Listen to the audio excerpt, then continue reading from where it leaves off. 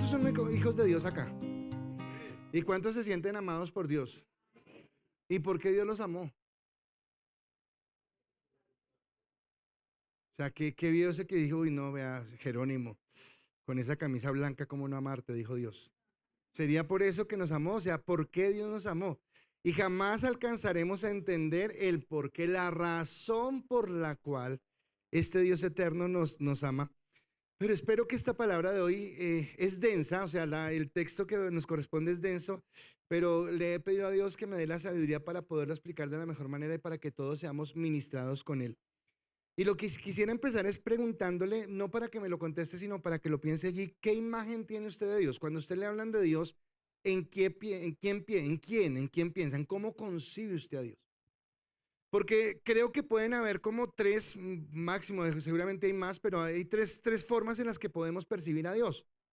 Para algunos le diré quién es Dios y me dirá, pues Dios. Y ya, no pensarán más. Pues es Dios y no tengo ninguna otra percepción. Para otros, Dios puede ser un ser muy severo, muy estricto, muy inalcanzable, porque es Dios. Entonces, en su grandeza, en su santidad, pues, ¿cómo alcanzarlo? Y esa es la imagen que tengo de Dios. Y a la vez de verlo de esa manera, pues siento que yo no alcanzo a llegar a esa grandeza de Dios. Para otros, por el contrario, Dios será ese Padre amoroso, ese Padre perdonador, ese Padre que concilió, ese Padre que nos levantó, que nos fortaleció y al cual me puedo acercar con toda la alegría de mi corazón y abrazarlo y gozarme en él y sentir la bendición que viene de él. Para otros será eso.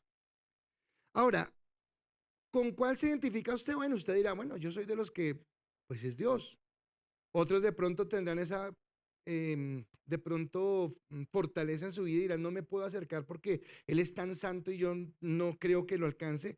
Y otros dirán, no, Dios es el Padre que nos ama y que nos bendice. Entonces, con cada uno nos identificaremos, pero creo que la pregunta, sí, la pregunta correcta no es con cuál nos identificamos, sino la pregunta correcta es, ¿cuál realmente representa a Dios? O sea, ¿cuál de estas figuras realmente es Dios? ¿Es ese Dios estricto, severo, eh, inmaculado? ¿O es ese Dios amoroso? ¿Cuál de ellos nos identifica? Y es lo que vamos a hablar a lo largo de la prédica. Pero déjenme envolverme un momentico a la enseñanza del miércoles. Los que la vieron la entenderán, los que no la vieron, quiero como hacerles un resumen muy pequeño. Y en la prédica del miércoles hablábamos de que nosotros podemos, o que hay tres formas de acercarse a Dios. Es más, hay cuatro tipos de personas, porque hay un tipo de personas de las que no vamos a hablar en este momento, que son las personas que no quieren nada con Dios. Simplemente a mí no me interesa Dios, nunca voy a ir a una iglesia, no voy a pisar una iglesia, listo, ok, ese tipo de personas existen, sabemos que existen, oramos por ellos para que un día la gracia de Dios los toque, pero existen ese tipo de personas. Pero hablando de las personas que venimos a una iglesia, yo creo que pueden existir tres tipos de personas que vienen a una iglesia. Y el miércoles decíamos que el primer tipo de personas es esos aquellos que de forma directa o indirecta están buscando una bendición de Dios. Están buscando encontrar un favor de Dios. Y usted dirá, ¿de forma directa o indirecta? Bueno, sí, de forma directa porque dirán, no, ahora que tengo un problema, entonces el Dios bombero, ¿verdad? Voy a ir a la iglesia porque de pronto Dios me haga el milagrito y se solucione este problema o consiga el trabajo o solucione la situación. Y vengo a la iglesia o vengo a Dios no buscando realmente a Dios, sino vengo buscando la bendición que Dios puede dar. Esa es una forma directa. O una forma indirecta es porque vengo a la iglesia porque tal vez viniendo a la iglesia puedo obtener un beneficio.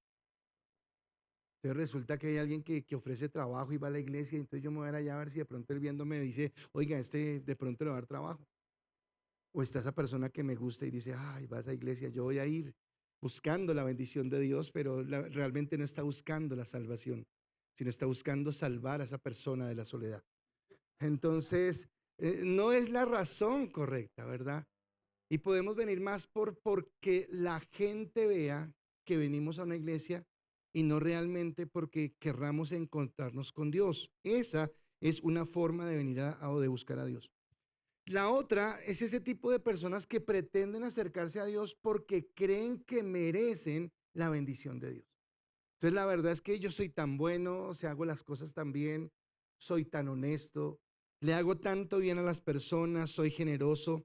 entre un montón de argumentos que yo mismo puedo crear que pues es imposible que Dios no quiera estar conmigo, es imposible que Dios no quiera estar a mi lado, porque no es que yo quiera estar al lado de Dios, sino que Dios quiere estar a mi lado porque soy tan bueno que, obviamente, cuando un partido de fútbol, ¿verdad? Usted coge a los mejores, pues Dios en ese sentido, pues me va a escoger a mí.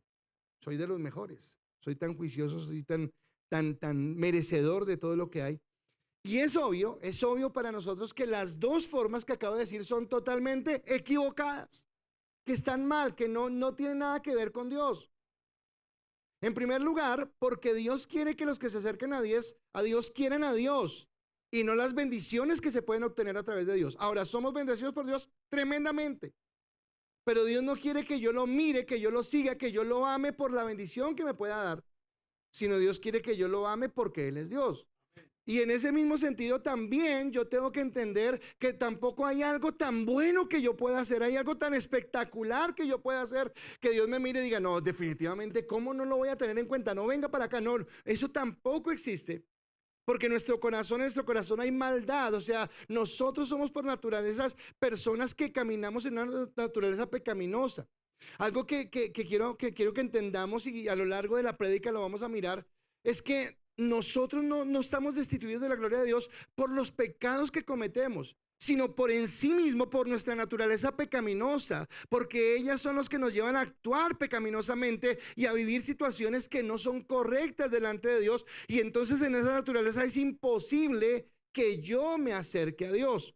Entonces las dos razones están equivocadas porque no dependen de nosotros, porque no es lo que nosotros podamos alcanzar. Dice la palabra, el apóstol Pablo en su carta que le escribía a Tito, le dijo lo siguiente. Tito capítulo 3 versículo 5, nos salvó no por obras de justicia que nosotros hubiéramos hecho, sino por su misericordia, por el lavamiento de la regeneración y por la renovación en el Espíritu Santo. Y entonces esto nos lleva a pensar en la tercera forma en la que nos acercamos a Dios. Y esa tercera forma para mí es la más gloriosa, la más espectacular, porque me hace entender que no fui yo el que se acercó a Dios, sino que fue Dios el que se acercó a mí. Y fue Dios el que cuando estaba yo muerto en mis delitos y en mis pecados y en la maldad de mi vida, Él se acercó a mi vida. El Señor Jesucristo dijo en uno de sus evangelios, dijo, Juan capítulo 15 versículo 16, no me elegisteis vosotros a mí, no me elegisteis vosotros a mí, sino que yo os elegí a vosotros y os he puesto para que vayáis y llevéis fruto y vuestro fruto permanezca, para que todo lo que pidiereis al Padre en mi nombre, Él os lo dé. Así que yo puedo entender que fue Dios el que colocó en mí el querer acercarme a Él, fue el que con lazos de misericordia me acercó a su amor, que cuando estábamos muertos en delitos, en pecados, en maldad, en situaciones que no eran correctas, Él se acercó a nosotros. Hoy estamos terminando el capítulo número 12 de Hebreos y ese capítulo es muy denso, es muy fuerte. Así que vamos a pedirle al Espíritu Santo que Él nos dé el entendimiento, la sabiduría para poder comprender esa grandeza del amor de lo que Él tiene para nosotros y cómo Él nos ha bendecido. Y vamos a entender que en ese capítulo, primero que todo va a ser un contraste entre dos pactos, pero va a ser algo más y es presentarnos un retrato, una figura completa de cuál es el carácter de Dios, de cuál es el verdadero, si el amoroso, si el severo, cuál es el verdadero Dios al que nosotros debemos adorar. Y en ese sentido, entonces, entender que nosotros somos privilegiados por haber sido alcanzados por su gracia. Que no había nada que nosotros pudiéramos hacer y que nada en nuestro interior nos movía a acercarnos a Él hasta ese día cuando Él decidió acercarse a nosotros. Hasta ese día que Él decidió amarnos. Hasta ese día que Él decidió, cuando estábamos allá perdidos en donde quiera que fuera, nos alcanzó. Y acá yo entiendo la gracia en dos sentidos. Y el primer sentido es que nada supera esa gracia, porque no somos salvos por las buenas obras, por las buenas acciones, sino por la gracia de Dios. Así que nada la supera, pero hay una doble función en esa gracia. Y es que además de que nada la supera, nadie es salvo sino por su gracia.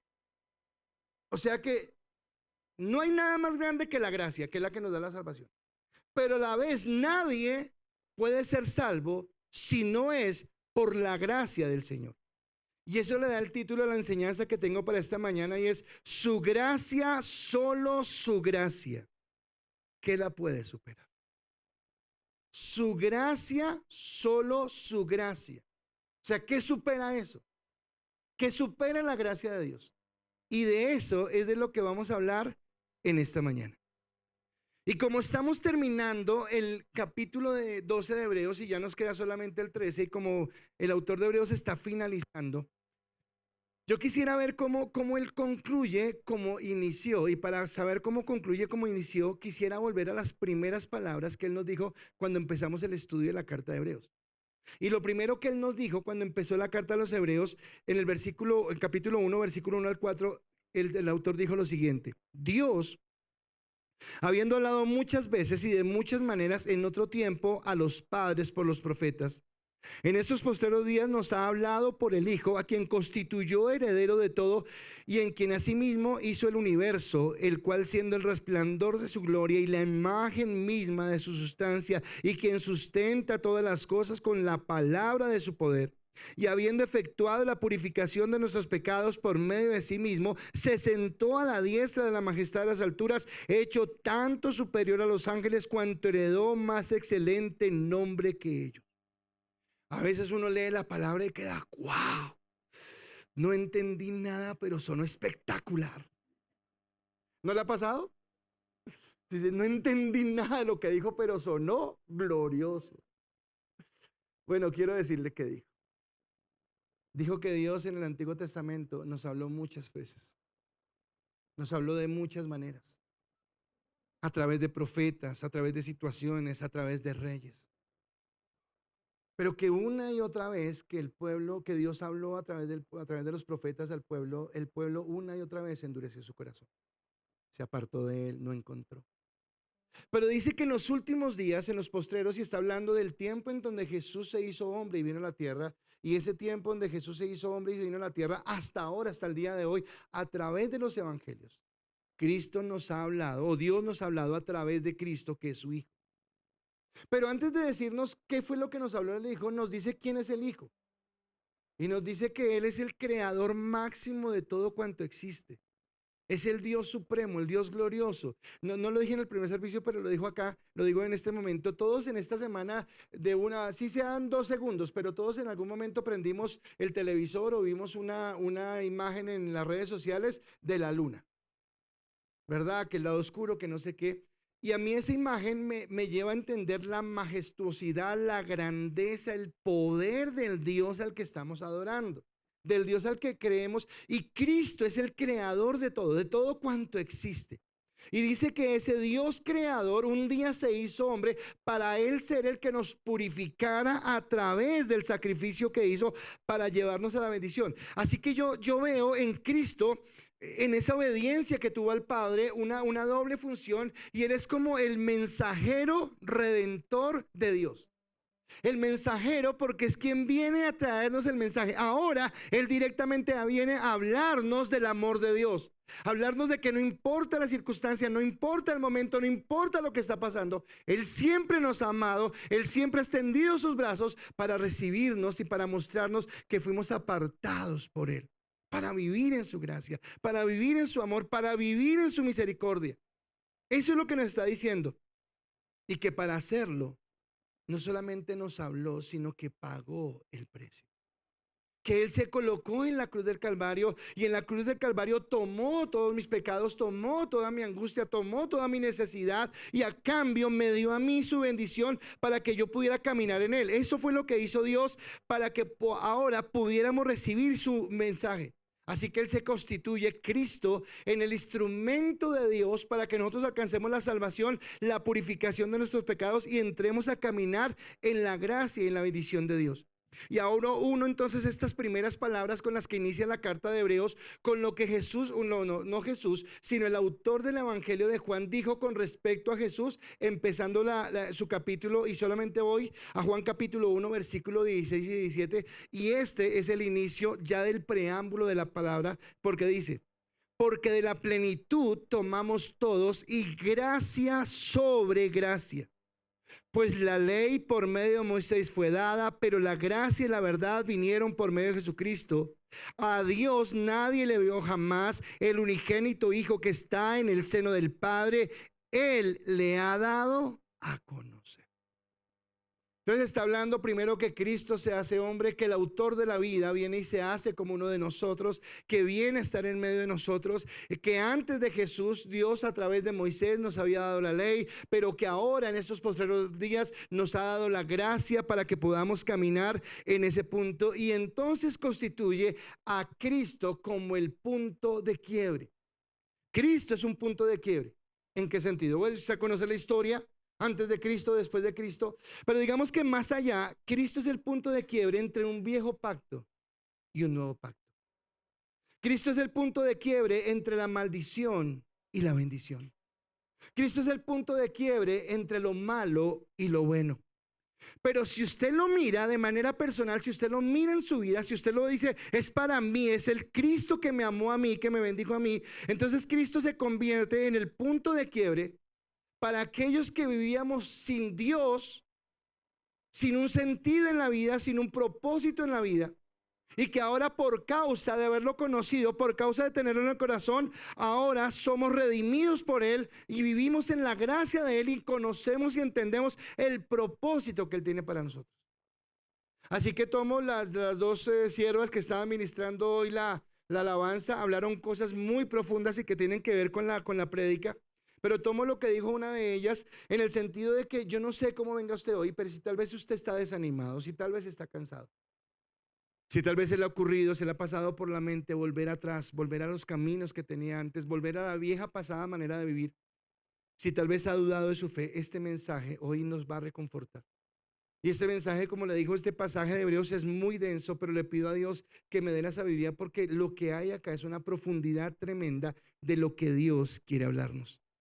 Así que recuerde, su gracia, solo su gracia. ¿Qué la puede superar? ¿Qué puede superar esta gracia?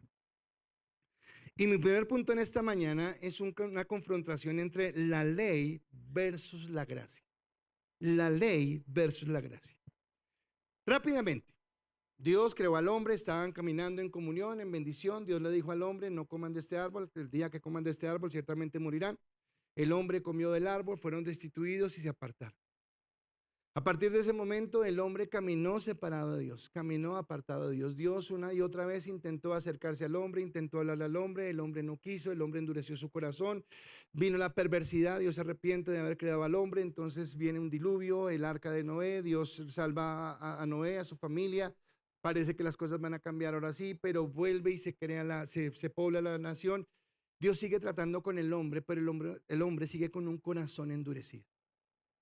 En ese momento Dios decide, ya no voy a tratar más con el hombre, voy a tomar a un hombre y a ese hombre que toma se llama Abraham. Y dice, ahora Abraham y su descendencia será mi pueblo especial. Ahora yo quiero llevarlo a algo muy gráfico para que usted me entienda. Abraham es el padre de qué nación? De Israel. Quiere decir que lo que está diciendo Dios es que ahora, a partir de ahora, por la dureza del corazón del hombre, él solamente va a tomar o va a reconocer como su pueblo a Abraham y a su descendencia, que va a ser Israel, ¿verdad? Ahora, quiero preguntarle en ese momento, ¿cómo quedan el resto de las naciones? Mal. Quedan mal porque Dios como que dice, vea, ya el resto no. Abraham, venga, usted y su descendencia. Y es fuerte esto, porque es como que el resto quedó por fuera. Solamente Abraham, su hijo de la promesa, todo lo que iba a suceder en ese contexto. Viene Abraham, viene Isaac, viene Jacob, vienen los 12 hijos de Jacob, las 12 tribus, viene la hambruna, viene José, llega a Egipto, viven bien, muere el faraón, muere José. Los judíos son esclavizados por Israel. Dios le había dicho esto a Abraham. Pero viene el momento donde Dios nuevamente se acuerda de su pueblo y entonces toma a Moisés. Pero ahora con Moisés hace algo especial. Dios le dice a Moisés, en Éxodo le dice, ustedes son mi especial tesoro, mi nación santa, el pueblo que yo he apartado para usted. O sea, qué glorioso, ¿verdad? Ahora vuelve y recuerde, ¿a quién le está diciendo esto Dios? A Israel. O sea, que el resto de pueblos Qué duro, ¿verdad? El resto de pueblos, nada. Solo es Israel. Y el resto, nada. Ok, le dice, ustedes son mi especial tesoro y voy a caminar con ustedes. Pero estando allí, entonces los lleva a un monte y les da unas tablas de la ley. Y les dice, señores de Israel, ustedes van a ser mi especial tesoro, van a ser mi nación santa, siempre y cuando cumplan esta ley. Listo, Dios. Ok, va para eso. El asunto es que el problema no es que nosotros pequemos. El asunto es que pecamos porque nuestra naturaleza es pecaminosa. Y por más que querramos acercarnos a Dios, siempre vamos a fallar. Y entonces la ley muestra que ellos no pueden. Entonces el resto de pueblos están mal porque Dios no quiere nada con ellos. Por lo menos Israel es su especial tesoro. Pero lo que está diciendo Dios es, con esa ley no van a poder ser salvos. O sea, no les está diciendo así. Les está diciendo, cumplen esta ley y van a ser salvos. Pero el que cumpliera esta ley en cualquiera de sus puntos, por más pequeño que sea, se hace culpable de toda la ley. Qué tremendo. Entonces, qué bueno ser Israel, pero qué duro también ser Israel. Porque por lo menos el resto estaban pecando y ya no tienen esperanza. Este tiene esperanza, pero todo el tiempo está ahí con la ley. Y la cumplí, no la cumplí, lo hice bien, no lo hice bien, ¿en qué estoy fallando? Y viene esta situación. Y todo esto sucede hasta que aparece en la escena del mundo Jesucristo. Y cuando aparece Jesucristo, entonces es cuando dice, la ley por medio de Moisés fue dada, pero ahora la gracia y la verdad vienen por Cristo. Y ahora esa promesa que Dios le hizo a Abraham en Génesis 12:3, que le dijo, en ti serán benditas todas las familias de la tierra, ahora empieza a involucrar a todas las naciones de la tierra. Y ahí es donde vamos a entrar en lo que Dios nos está hablando. Ahora, ¿recuerdan que al principio les hablé de qué imagen tienes tú de Dios? ¿Y cuál es la imagen perfecta, la imagen real de Dios? Bueno, el autor de Hebreos nos va a comparar los dos pactos, pero a la vez nos va a entregar una imagen de quién es Dios, de cuál es la imagen verdadera que yo puedo tomar de Dios. Y en Hebreos capítulo 12, versículo 18 al 24 dice la palabra, porque no os habéis acercado al monte que podían palpar y que ardía en fuego. Escuchen las palabras que utiliza el autor. A la oscuridad, a las tinieblas, a la tempestad, al sonido de la trompeta y a la voz que hablaba, la cual los que la oyeron rogaron que no les hablase más, porque no podían soportar lo que se les ordenaba. Si aún una bestia tocar el monte, será apedreada o pasada con dardo. Y tan terrible era lo que se veía que Moisés dijo, estoy espantado y temblando.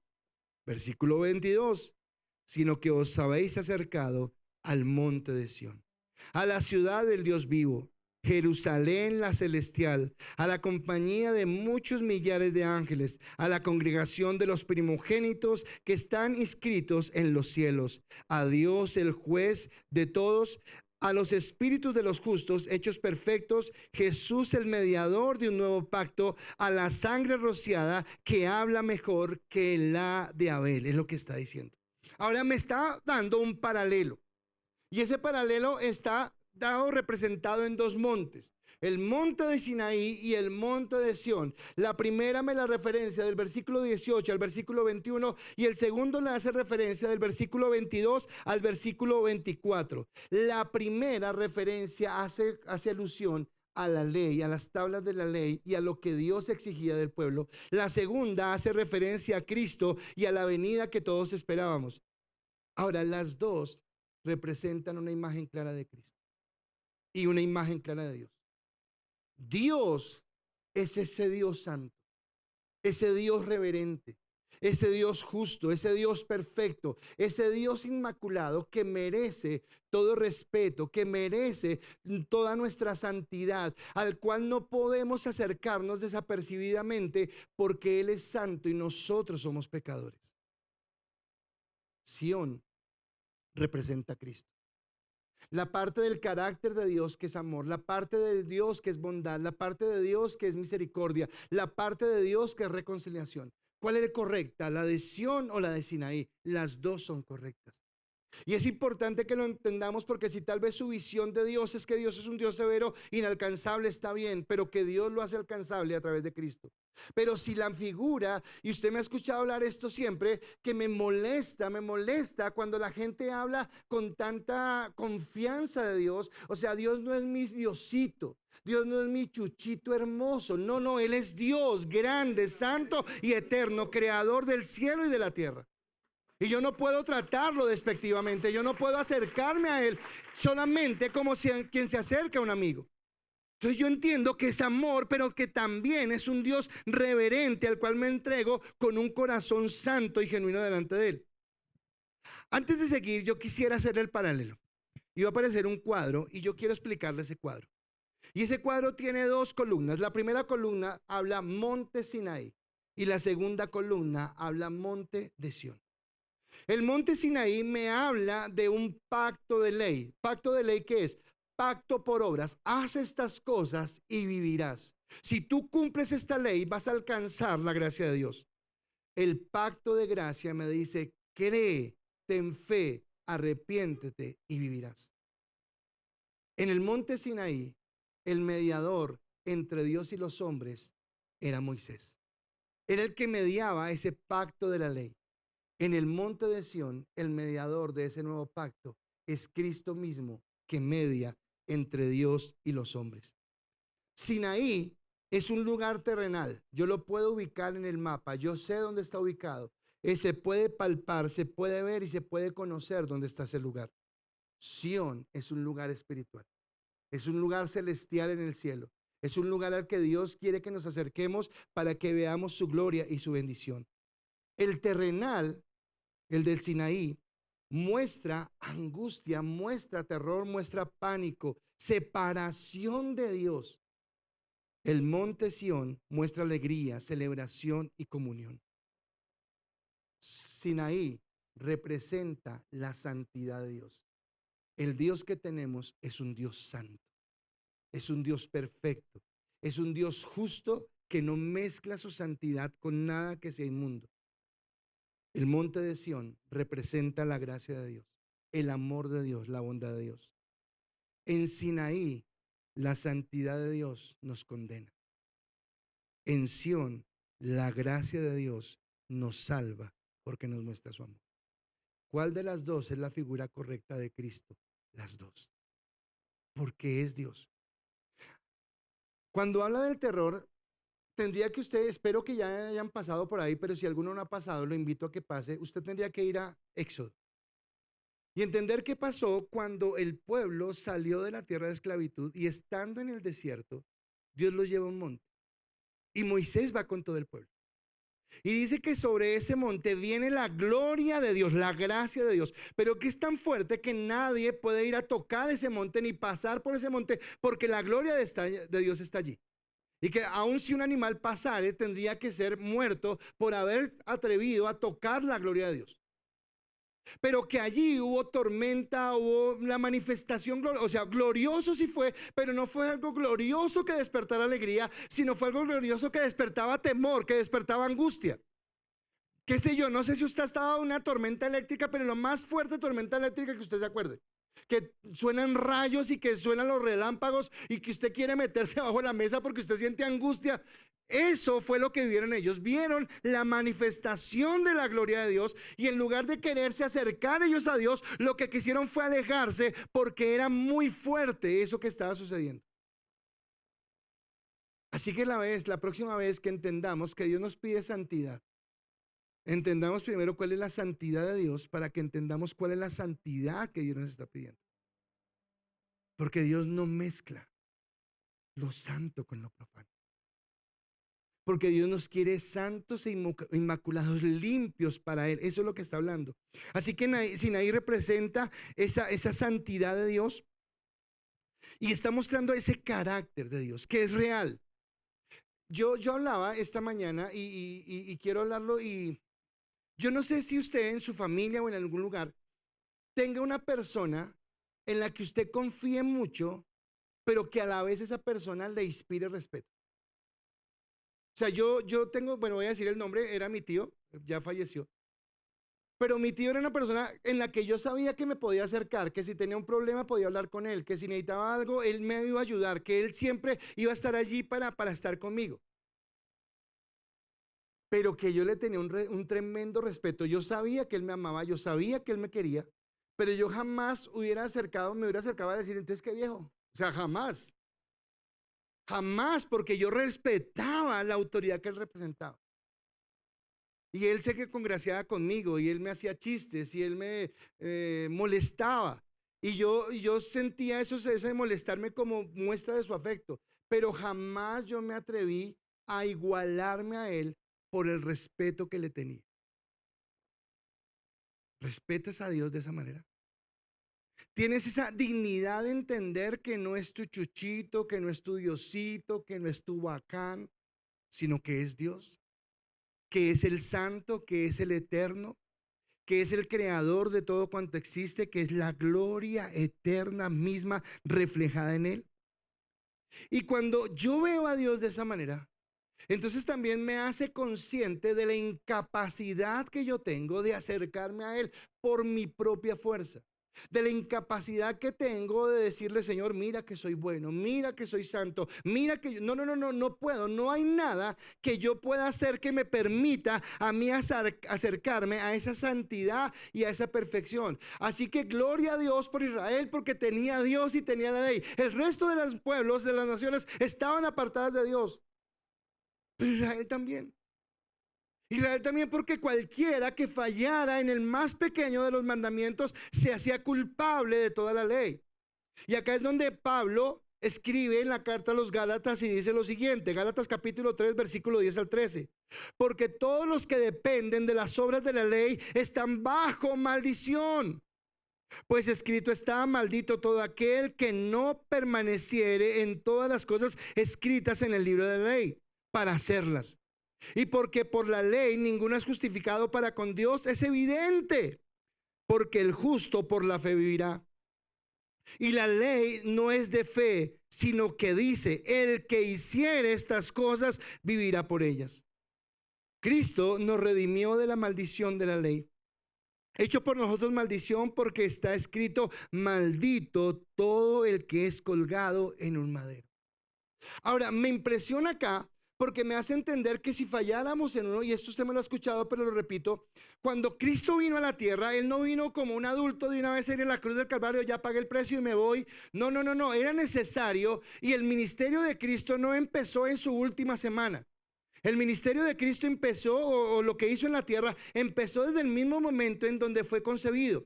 Porque aunque la palabra no nos relata mucho de lo que ocurrió del año 0 al año 30 de la vida de Cristo, lo que sí sabemos es que en esos 30 años Cristo se mantuvo obediente a la ley. Y que a contrario de nosotros, que no podemos, ninguno acá puede decir yo jamás he fallado a ninguno de los mandamientos, Cristo desde que nació se mantuvo obediente a cada uno de ellos y marcó la diferencia porque Él cumplió la ley exactamente. Después vienen sus últimos 3 años de ministerio, donde empieza a predicar la palabra, donde se convierte en el mensajero de Dios, donde nos empieza a hablar del amor de Dios, mantiene su santidad, mantiene su integridad, mantiene su comunión con el Padre. Pero una vez termina, por eso la palabra lo presenta como el Cordero de Dios, porque Él, que si Él hubiera fallado en una sola parte de los mandamientos, cuando Él hubiera ido a la cruz del Calvario, hubiera ido para pagar el precio por su maldad. Pero Él no tenía maldad. Él no tenía nada que pagar. Y demostrando que había sido posible solamente en Él, porque es Dios, porque nació virginalmente, porque no tenía la afectación del pecado en su vida, fue que hizo posible que Él, pagando el precio en la cruz del Calvario, ahora nos liberara para que nosotros camináramos en la gracia y en la bendición de Dios. Así que eso que era imposible para nosotros, acercarnos a esa santidad, Cristo en Sión lo hace posible, porque Sión representa la gracia y el amor de Dios, la misericordia de Dios. Y nos muestra una segunda faceta del carácter de Dios que es tan real y tan importante como la primera. Así como Dios es santo, así como Dios es justo, así como Dios es perfecto, Dios también es amoroso, Dios también es bondadoso, Dios también es misericordioso. Y Sión me muestra esa parte de Dios. Dios me hace entender ese amor que Dios ha tenido por nosotros. Y el carácter de Cristo, en ese amor, en esa gracia, fue movido a misericordia al punto que por obediencia fue a la cruz del Calvario para ponerse en lugar de nosotros. Y acá voy a decir algo que es tremendamente fuerte, que muchas veces nos cuesta entender. Pero cuando Cristo fue a la cruz del Calvario, Él sabía exactamente por quién iba. Y Él iba por ti. Ahora, escúchame, yo quisiera entender esto de una manera que sea como más clara. Porque Juan 3 dice, ¿qué me dice? Juan 3 dice, de tal manera amó Dios que ha dado a su Hijo unigénito para que todo aquel que en él crea no se pierda, mas tenga vida eterna. ¿A quién vino a salvar? Al mundo. ¿Quién puede ser salvo? Todo el que crea. Fácil, que todos crean. Pero ¿por qué todos no creen? Porque era necesario que Él obrara en nuestras vidas. Y voy a colocar un ejemplo. No sé si me sirva o no, pero voy a colocarlo. Entonces yo hice un concurso. Y el concurso es que a la persona que gane el concurso se va a ganar tiquetes ida y vuelta a Estados Unidos. Sí, sí, bueno, listo. Y empiezo yo el concurso.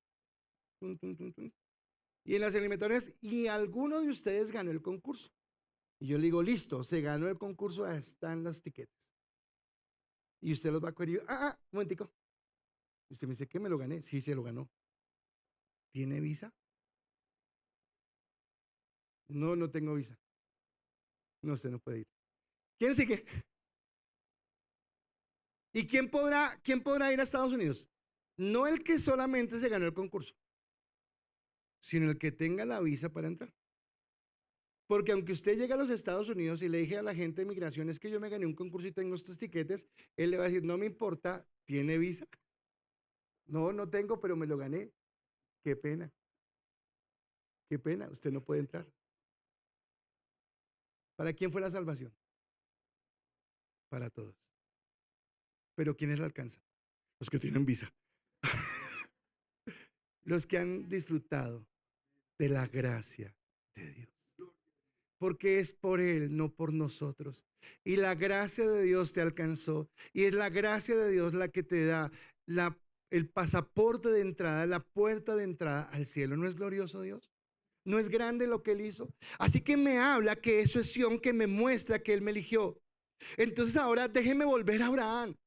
Déjeme volver a Abraham, porque Dios dijo, y ahora Abraham. Y entonces, bueno, Abraham no era orgulloso, pero digamos que el pueblo le dijo, miró al resto y dijo, nosotros. Ustedes no tienen visa, nosotros sí. Así que nosotros vamos a entrar. Ahora, ¿cuál era la visa de Israel? La ley. Pero ellos no lograron sostener esto. Así que la palabra me habla, y acá yo quiero hacerle como la aclaración para lo que sigue. Porque entonces resulta que Abraham recibe la promesa de Dios, le dice, abandona tu tierra, tu parentela, la haré de ti, ta, ta, ta. Pero Abraham y Sara eran estériles. Pero Dios prometió. Ahora, ¿por qué Abraham era estériles? Bueno, no lo sabemos tal, pero ¿cómo cumple eso el propósito de Dios? Porque lo que Dios quería mostrar era que Dios hace lo que para el hombre es imposible. Escúcheme, Dios hace lo que para el hombre es imposible. Entonces era imposible que Abraham y Sara tuvieran un hijo. Pero Dios les dice, ustedes van a tener un hijo y su descendencia será como las estrellas del cielo, como la arena del mar. A una pareja estéril. Y nos reímos porque en la lógica lo entendemos, pero entendemos la grandeza de Dios. Y entonces Sara, muy creativa, y entonces llama a Agar. ¿Cuál es la condición de Agar? ¿Agar quién es? Agar es una esclava. Y entonces Sara, muy generosa, una esposa comprensiva, permite que su esposo esté con Agar y viene un hijo, se llama Ismael. Pero Ismael es hijo de quién? Sí, de Abraham. Pero de Abraham, ¿y quién más? Y de la esclava. Ok, Dios deja esto. Y nada en la Biblia, siempre les he dicho a ustedes que Dios tiene el control y Dios permitió esto porque tal vez Él quería que entendiéramos lo que vamos a entender. Después viene el cumplimiento de la promesa. Y Sara queda embarazada de Abraham y tiene un hijo. Y a ese hijo se le llama el hijo de la promesa, Porque en donde era imposible que viniera un hijo, vino la promesa de Dios y por la promesa de Dios se cumplió su palabra y Sara quedó embarazada. Y ahora, hablando de eso, entonces el apóstol Pablo nos dice en Gálatas, así que hermanos, nosotros como Isaac somos hijos de la promesa. Pero como entonces el que había nacido según la carne perseguía al que había nacido según el espíritu, así también ahora. Mas, ¿qué dice la escritura? Y acá usted siempre que lo lee le parece fuerte, pero es para entender esto.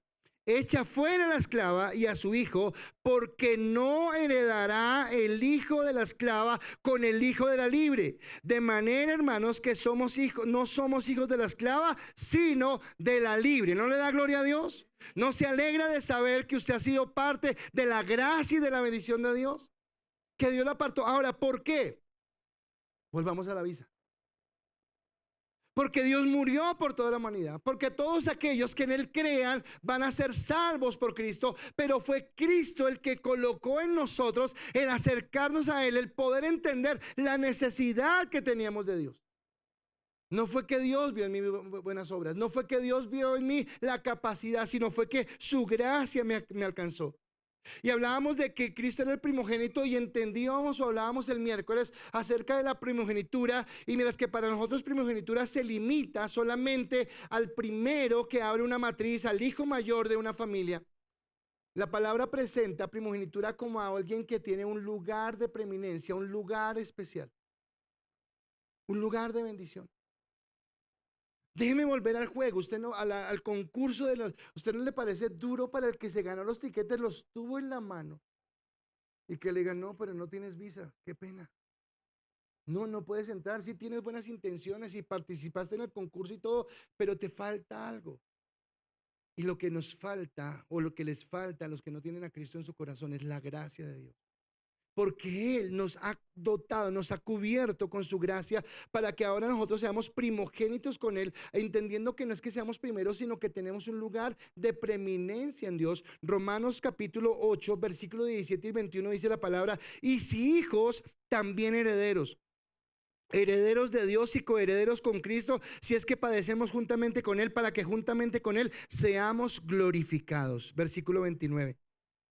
Porque a los que antes conoció, a los que antes conoció, también los predestinó para que fuesen hechos conforme a la imagen de su Hijo, para que Él sea el primogénito entre muchos hermanos. A los que antes conoció, Dios te conoció de antes. ¿Por qué? No por lo bueno que tú hiciste, porque no hicimos nada bueno, sino porque en su gracia, en su amor y en su misericordia, Él nos miró con ojos de bondad para que camináramos en su amor. Así que la ley nos permite tener un temor reverente. Escúcheme, la ley, cuando yo di la charla sobre Romanos, yo recuerdo que muchas veces le dije que la ley no era perfecta o no era imperfecta. Bueno, es perfecta, la ley dijo es perfecta, pero digo, la ley no tenía el poder de transformar a nadie. La ley era un espejo. La ley hacía que yo me parara frente a la ley y yo viera lo pecador que era, lo incapaz que era de vivir conforme a lo que Dios quería. No alcanzaba a cumplir esa ley. Eso era lo que hacía la ley, pero la ley también me muestra algo más. Y escúcheme, estoy hablando de que Dios lo alcanzó a usted con su gracia. Estoy hablando de que Él lo apartó. Pero estamos hablando de la santidad que tiene Dios. Y por eso es que decimos, mírenme acá, no se me confunden, no se me pierdan. Tranquilos, no se me pierdan. Todo está bien. Es que esto es importante. La santidad de Dios me hace entender cuál es la santidad que Dios pide. Porque a veces nos conformamos solamente con ser hijos, pero nos damos ciertas libertades. Que la pregunta que nos podríamos dar hoy o hacer hoy es si a Dios le gustan o si Dios está de acuerdo con esas libertades que nos damos.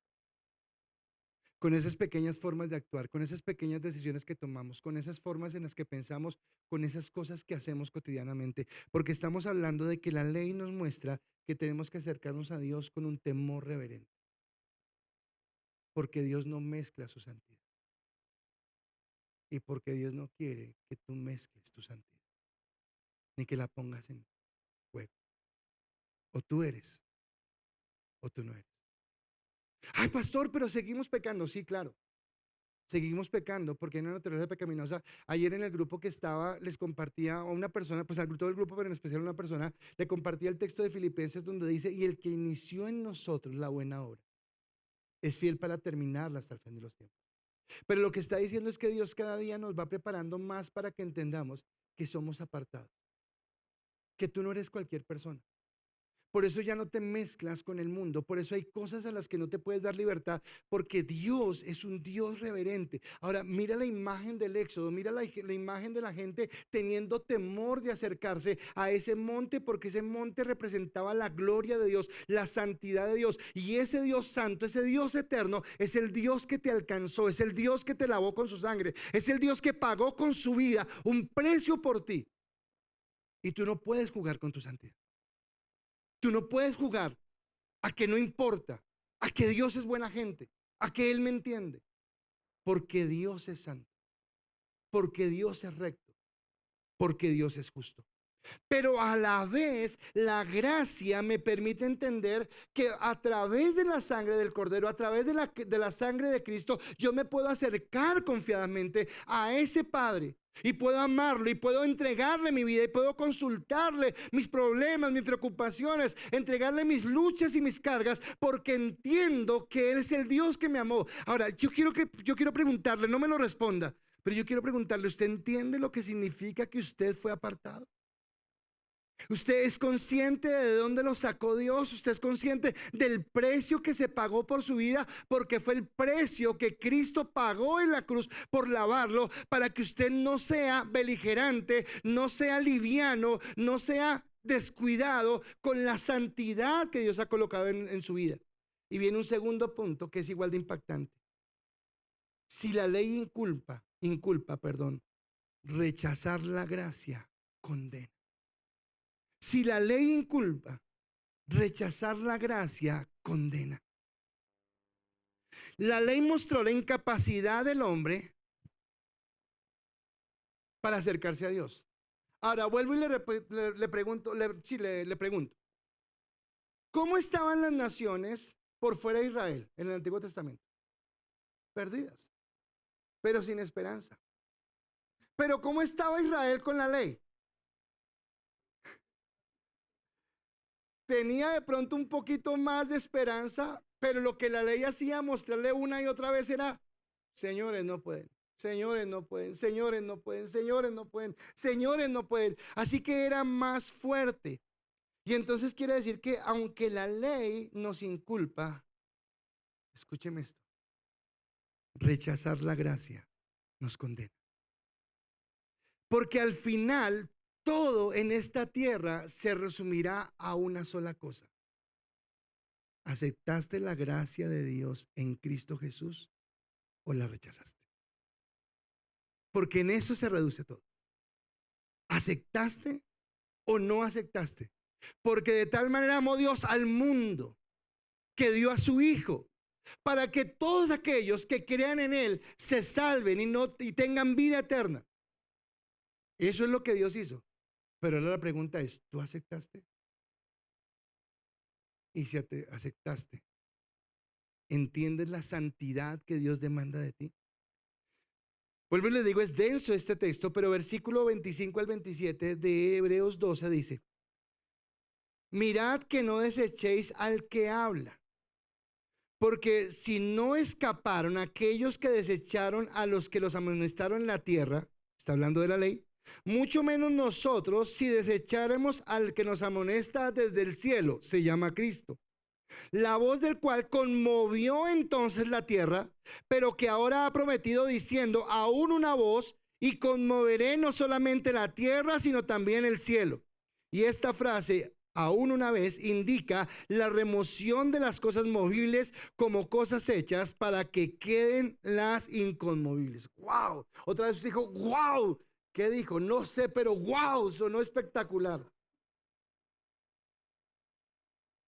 Decía esta mañana que no fue a propósito, pero hace 8 días estábamos hablando de la segunda venida de Cristo y acá vuelve y nos lleva a la segunda venida de Cristo. Ahora, Yo quiero que me diga con un amén, pero un amén, si no, tranquilo, quédese callado, pero si es verdad, dígame amén, pero amén. No, dígame en serio. ¿Cuántos acá son hijos de Dios? Muy bien. ¿Y los que quedaron callados, qué pasó? Por favor, acepten la gracia del Señor, acepten el amor del Señor. Pilas que es peligroso. Pero si tú eres hijo de Dios, escúchame, no rechaces el mensaje de Dios por incómodo que sea. No rechaces su palabra por lo duro que te resulte cumplirla. Porque como hijos, recuerdan que en la charla anterior hablamos de los hijos, como hijos, Dios quiere corregirnos a través de su palabra y las cosas que nos dice es porque Él nos aparta para Él, porque Él nos ha redimido de una vieja naturaleza. Y nosotros no nos podemos mezclar, tenemos que caminar en la santidad de lo que Él quiere. Ahora, lo que está diciendo, entonces recuerden otra vez la figura del Éxodo. El pánico, el temor, el terror. No, Moisés, vaya usted y hable con Dios. Es demasiado glorioso, es demasiado santo, es muy fuerte. Yo no quiero estar acá. Recuerde esa imagen, porque lo que está diciendo la palabra acá es que si en Sinaí la gloria de Dios hizo temblar la tierra, cuando en Sión Cristo hable, no temblará solamente la tierra, temblará la tierra y el cielo y todo lo que hay en el universo. Porque Dios habló. Wow, es fuerte. Está hablando de esa manifestación de Dios. Y está hablando del día del juicio, donde conmoverá el universo, y porque todo lo movible, todo lo que es terrenal, todo lo que es temporal, será cambiado por aquello que es inconmovible. En otras palabras, lo terrenal va a ser desplazado por lo eterno. Y si yo me enredé con esto terrenal, estoy perdiendo lo eterno que Dios quiere. Isaías 65:17 nos da una figura de eso que sucederá después de ese movimiento. Y dice en Isaías: porque he aquí que yo crearé nuevos cielos y nueva tierra, y de lo primero no habrá memoria, ni más vendrá al pensamiento, dice palabra. El domingo pasado hablábamos del juicio. Hablábamos de la segunda venida de Cristo, y acá una vez más el autor de Hebreos hace que nos volvamos a recordar ese momento, y el apóstol Pedro en su segunda carta dice: pero el día del Señor vendrá como ladrón en la noche, en el cual los cielos pasarán con gran estruendo, y los elementos ardiendo serán deshechos, y la tierra y las obras que en ellas hay serán quemadas. Puesto que todas estas cosas han de ser deshechas, ¿cómo no debéis vosotros andar en santa y piadosa manera de vivir? Esperando y apresurándoos para la venida del día de Dios, en el cual los cielos encendidos serán deshechos y los elementos siendo quemados se fundirán. Pero nosotros, sus hijos, esperamos según la promesa cielos nuevos y tierra nueva, en los cuales mora la justicia. Así que me está hablando de algo glorioso, pero vuelve y me reitera: la santidad, anhélelo, no se confunda, no sea como en los días de Noé, no se pierda, no pierda de vista lo que Dios le ha entregado. Porque por eso estamos diciendo que nada supera la gracia de Dios. Nada está por encima de ese Dios, de ese don perfecto que Dios le ha dado. Ahora, regresando nuevamente a la imagen del Sinaí, la gente, todos, mejor yo no lo voy a decir, sino lo voy a preguntar para que usted me lo conteste. Quien ponga su fe en la ley, ¿qué obtendrá? Condenación. O sea que desde el principio, Israel y el resto de las naciones estábamos por la de ¿qué? Condenados. Y la ley es para todos. ¿Por qué? Esta mañana colocaba un ejemplo. Yo que vivo en Bogotá y tengo días de pico y placa, si yo saco mi carro en día de pico y placa y un agente de tránsito me para, me saca un parte y me sube el carro a la grúa, nada que hacer, yo infringí la ley. Ah, pero vino alguien de fuera de Bogotá y no tenía ni idea del día del pico y placa y empezó a andar por Bogotá. El policía, que le va a decir: ay, qué pena, usted no sabía. ¿Le va a decir eso? Va a decir: qué pena, usted no sabía, pero es la ley. Entonces le sube la grúa, le cobra el parte y se lo lleva igual para los patos. Porque la ley no depende si yo sé o no sé, es la ley. Y el que infrinja la ley tiene que asumir las consecuencias. Así que tanto el resto del mundo como Israel, a todos la ley nos condena.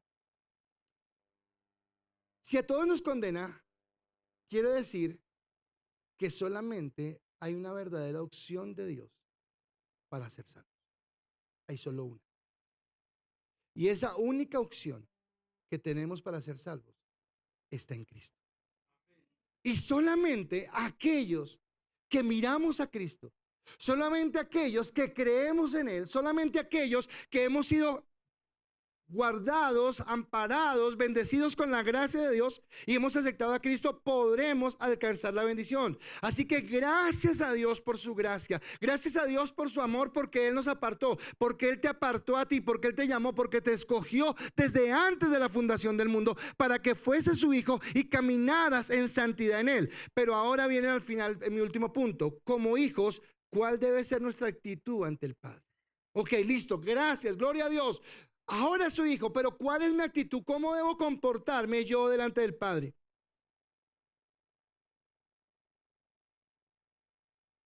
La figura que infunde temor en el Sinaí y la figura que infunde amor en Sión, ambas describen al Padre. Y ambas me permiten a mí acercarme a Dios con el amor, con la confianza, con la gracia, pero también con el temor reverente de que yo debo seguir su palabra, porque no puedo poner en riesgo mi santidad enojando a aquel que me ama. Y me habla a mí del equilibrio otra vez. O sea, Dios no es tan lejano, no es tan severo, no es tan bravo, no es tan migraño que yo no pueda acercarme a Él, a como dicen romanos, decirle, Abba Padre, mi Padre amado, mi Padre querido, acercarme a Él. No es tan severo que yo no pueda hacer eso, pero tampoco puedo tener la confianza de quererme acercar a Dios y decir, entonces, ¿qué llave? Porque Él no es mi llave, ni es mi amigo, ni es mi parcero. Él es Dios. Él es santo, Él es eterno. Y yo puedo acercarme, recuerden la figura de esa persona que a usted le inspira respeto, pero a la vez le inspira confianza, porque eso es lo que debe inspirar Dios en nosotros. Eso es la forma en la que debemos mirar a Dios y es como Él quiere que nos acerquemos a Él de una manera equilibrada. Por eso el final del capítulo de Hebreos dice, y esta frase aún una vez indica la remoción de las cosas movibles como las cosas hechas para que queden las inconmovibles, lo eterno. Así que recibiendo nosotros un reino inconmovible, tengamos gratitud y mediante ella sirvamos a Dios agradándole con temor y reverencia, porque nuestro Dios, ay no, espere, pastor, estamos hablando del evangelio. Dios es amor, dice en Juan. Bueno, pero en Hebreos dice que es fuego consumidor. ¿Cuál de las dos es real? Las dos. Las dos, Dios es amor. Pero Dios también es fuego consumidor. Y decían las abuelitas, el que juega con candela. ¿Y cuántas veces jugamos? ¿Cuántas veces por nuestros propios deseos jugamos con esto tan grande que Dios nos ha dado? Como hijos, dice la palabra, por el gran amor con el que nos ha amado, nosotros debemos ser agradecidos. Debemos caminar en gratitud. Y este agradecimiento, dice acá la palabra, que no se demuestra solamente con palabras, sino que este agradecimiento se muestra con nuestras obras, con nuestro servicio. Pero no es cualquier servicio. Ay, entonces yo canto, yo predico, yo sirvo, yo estoy en las luces, yo hago esto, hago aquello. No. Y por favor agradézcame, porque no lo hacemos para nosotros. Lo hacemos en gratitud por lo que Él hizo y en amor. Y entiendo que los dones, los talentos, las habilidades que Dios me las dio para colocarlas al servicio de Él. Y lo que hago es servirlo a Él, exaltarlo a Él, bendecirlo a través de lo que Él me ha dado. Y acá hablando de esto me viene a la mente, ayer lo comenté con alguien, pero hoy me vino a la mente, todos hemos leído el libro de Esther. Y sabemos cómo el pueblo judío estaba al acecho, estaba en angustia y estaba expuesto a la aniquilación completa porque se había forjado un plan en contra de ellos. Y entonces Mardoqueo, el tío de Esther, le dice que vaya donde el rey. Y Esther, angustiada, le dice, pero es que si yo entro a la casa del rey y el rey no me ha llamado, al patio, a la sala del rey no me ha llamado, me va a matar. Y Mardoqueo le dice dos cosas que son impresionantes. Le dice, Esther, Dios le ha dado a usted este privilegio. Usted verá si lo hace o no. Igual Dios va a traer salvación a su pueblo. Él sabe cómo lo hace porque Él es Dios. Pero le da a usted el privilegio que lo haga. Usted verá si lo deja pasar.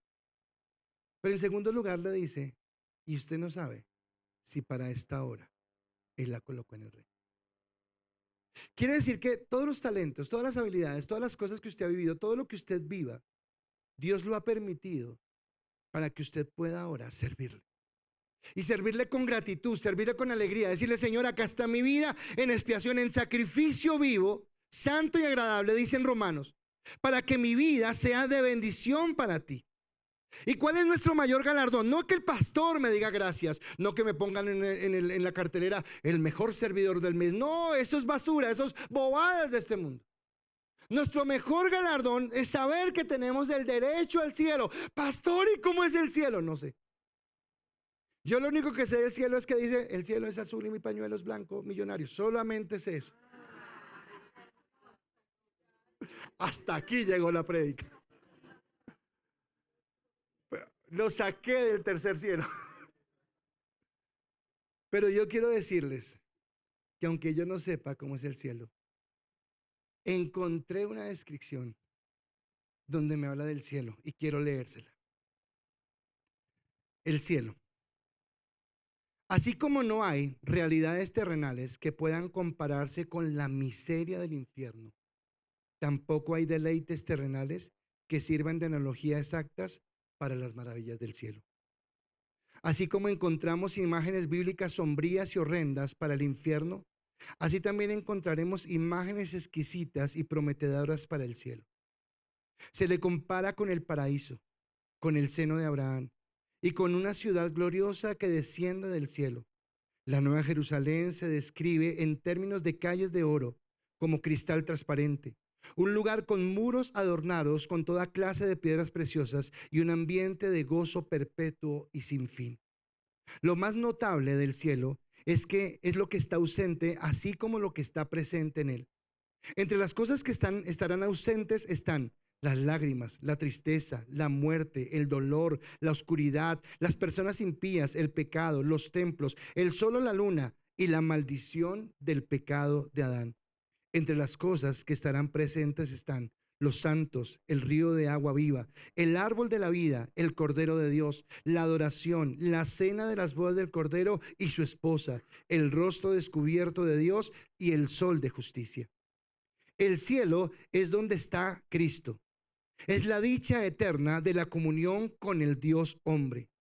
Jonathan Edwards, al tratar de expresar el gozo de los creyentes que encontrarán en el cielo, describe que los santos nadarán en el océano del amor y estarán bañados eternamente por los rayos del amor divino, los cuales serán infinitamente brillantes e infinitamente dulces y suaves. Recibiendo eternamente la luz, eternamente estarán llenos y rodeados por ella y siempre la reflejarán de nuevo hacia su fuente. Si bien los santos se deleitarán en la comunión con su Dios y Salvador, no hay ninguna razón para creer que no nos conocerán o que no tendremos comunión con los santos que conocimos acá en la tierra. El cielo es la morada de todas las cosas buenas. Habrá grados de bendición en el cielo. Para describir esto, Pablo usa una metáfora de las estrellas de distintos brillos que resplandecen en el mismo cielo. Sin embargo, hay varios puntos por aclarar. Primero, todas las estrellas brillarán. Es decir, que no habrá tristeza en el cielo. Todos son bendecidos más allá de lo que podemos imaginar. Segundo, la obra expiatoria de Cristo tiene la misma eficacia salvífica para todos los santos. Y por último, las obras del creyente, que merecen mayor o menor bendición, no son buenas en sí mismas. Más bien, es en el beneplácito soberano de Dios, considerando estas obras como meritorias, lo hace solamente por el amor a Cristo. Mientras que el mayor horror del infierno es el que no tendrá fin, Uno de los más grandes gozos del cielo es la seguridad de que nunca terminará. El último enemigo, la muerte, dejará de existir. Lucas 28, del 34 al 38, asegura que el creyente que el creyente que esté galardón del cielo será eterno. El mayor gozo del cielo será la visión beatífica, contemplar el rostro de Dios. Sin embargo, este gozo indescriptible viene a través de los ojos del alma. Dios es espíritu y en espíritu lo verán los escogidos. Este es el galardón que ganó Cristo por nosotros y que lo disfrutaremos sus hijos. Este es el galardón. Esto es lo que nos espera. Y acá, escúcheme, esto es diferente a la política. En la política hoy, como estamos en elecciones, usted o es de derecha, o es de izquierda, o es del centro. No, acá no hay centro. O usted está en el cielo, o está en el infierno. Y así como horroroso, como feo, como doloroso es el infierno, así de glorioso es el cielo. Y el dolor del infierno será eterno, y el gozo del cielo será eterno. Y caminaremos en su gracia, y caminaremos en su amor, y caminaremos en su bendición. Pero recuerden el concurso. No es suficiente con que usted tenga las boletas. Es la gracia de Cristo la que nos permite. Pero esa gracia hace que hoy entiendas que no es una gracia con la que puedas jugar. Que es una gracia que no la puedes tomar a la ligera. Porque Dios es un Dios santo. Y es un Dios que sí es amoroso, pero también es un Padre severo. Es un Padre estricto. Que si Dios te dice sí es porque es sí. Si Dios te dice no es porque es no. Y que nuestra misión, nuestra actitud, nuestro corazón delante de Él debe ser de obediencia. Al final hablaba de la sangre de Abel. Y escúcheme, la sangre de Abel fue una sangre justa, porque fue de un justo que por fe hizo la voluntad de Dios. Pero la sangre de Abel no tenía el mismo efecto que la sangre de Cristo, porque la sangre de Abel no podía redimir. Por eso la palabra dice que la sangre de Abel clama por venganza, a diferencia de la sangre de Abel. La sangre de Cristo clama por perdón y reconciliación, por restaurar y por bendecir. Así que si en la ley del Sinaí, si la ley del Sinaí trajo juicio, trajo condenación, Deuteronomio 4:24 dice, porque Jehová tu Dios es fuego consumidor, Dios celoso. Escúcheme esta palabra. Los celos de Dios no son como nuestros celos humanos, pero son celos. Él te compró con su sangre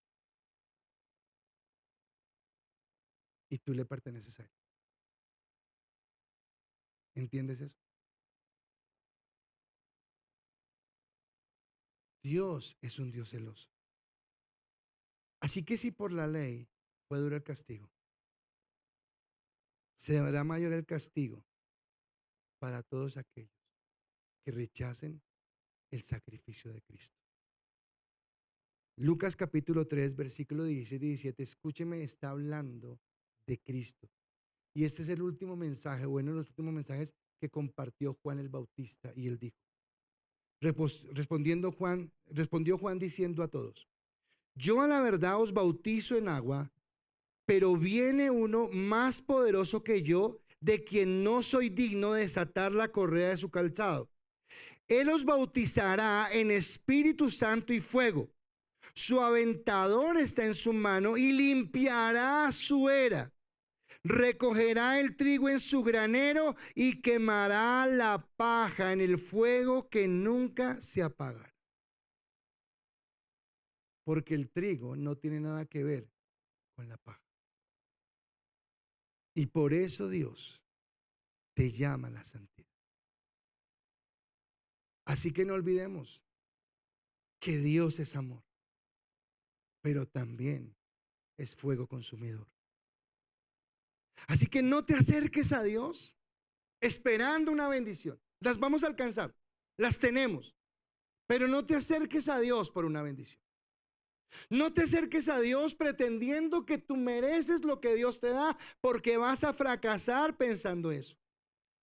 Entiende que eres salvo por su gracia, porque Él dio su vida por ti, porque Él metió las manos al basurero y te sacó de la basura, te colocó en lugar de bendición y te da su gracia. Y te ha dado por herencia el cielo eterno. Y esa es la esperanza que tenemos. Por eso en Hebreos 11, cuando lo veíamos, decía, y todos estos murieron sin alcanzar lo prometido, porque lo que les prometió no estaba en esta tierra, era el cielo eterno al que tú y yo vamos cuando hemos sido beneficiados con la gracia. Si tú has sido beneficiado con la gracia, ¿lo puedes adorar?